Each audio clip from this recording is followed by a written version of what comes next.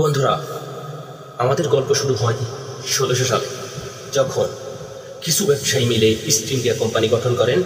এটি ছিল একটি যৌথ মূলধনী কোম্পানি, যার মালিকানা ছিল শেয়ার হোল্ডারদের। শুরুর দিকে কোম্পানি মাত্র ১২৫ জন শেয়ার হোল্ডার ছিল, যারা সম্মিলিতভাবে ৭০,০০০ পাউন্ড মূলধন সংগ্রহ করেন।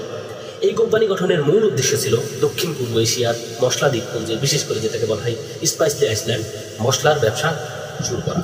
১৬০১ সালে মূলত ইস্ট ইন্ডিয়া কোম্পানি তাদের প্রথম সমুদ্র যাত্রা শুরু করে এবং ইন্দোনেশিয়ায় ২টি কারখানা স্থাপন করেন।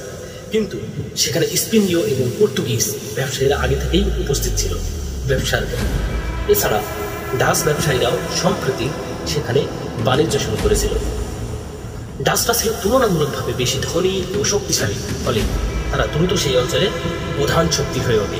ইস্ট ইন্ডিয়া কোম্পানি বুঝতে পারল যে ডাচদের সঙ্গে প্রতিযোগিতা করে সফল হওয়া কঠিন, তাই সংঘাত এড়াতে তারা নতুন বাজার সন্ধান করতে থাকে।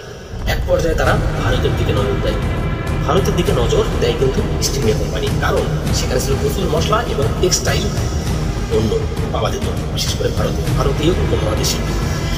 এখন আসি ১৬০৮ সালে কিন্তু ইস্ট ইন্ডিয়া কোম্পানির ব্যবসায়ীরা ভারতে আসে এবং গুজরাটে, যেটা বর্তমানে সুরাট বন্দরে অবতরণ করে।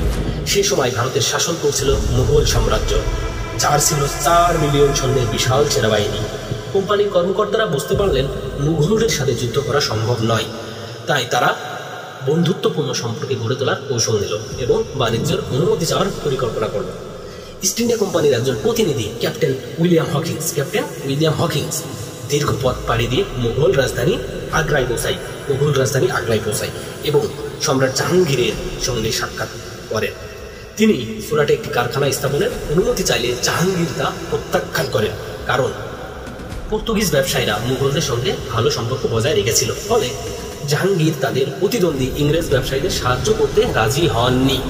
যেহেতু ইস্ট ইন্ডিয়া কোম্পানি ভারতের বিশেষ করে মুঘল শাসিত অঞ্চলে ব্যবসার অনুমতি পেল না, তাই তারা ভারতের অন্যান্য রাজ্যের সুযোগ খুঁজতে থাকে। অবশেষে ১৬১১ সালে অন্ধ্রপ্রদেশের মুসলিমপট্টমে তাদের প্রথম কারখানা স্থাপন করতে সক্ষম হয়, কারণ এই অঞ্চলটি স্থানীয় এক শাসনের নিয়ন্ত্রণে ছিল, যিনি ইংরেজদের বাণিজ্যের অনুমতি দেন। এর কয়েক বছর পরে ইস্ট ইন্ডিয়া কোম্পানি ভারতে আরও কারখানা স্থাপন করে। অন্যান্য বিশেষ করে আমরা বলতে পারি ইউরোপীয় প্রতিদ্বন্দ্বী, যার মধ্যে ছিল কারা? পর্তুগিজ, তারপরে ফরাসি, ডাচ। প্রতিনিয়ত কি হতো, তাদের মধ্যে প্রতিদ্বন্দ্বিতার সঙ্গে সংঘাত জড়িয়ে পড়ে। প্রতিদ্বন্দ্বিতা নিয়ে মানে কারখানা স্থাপন কে করতে পারবে না। ফলে ১৬১২ সালে তারা পুনরায় সুরাটে ফিরে আসে এবং পর্তুগিজ ব্যবসায়ীদের বিরুদ্ধে একটা যুদ্ধ ঘোষণা করে। এই যুদ্ধের নাম ছিল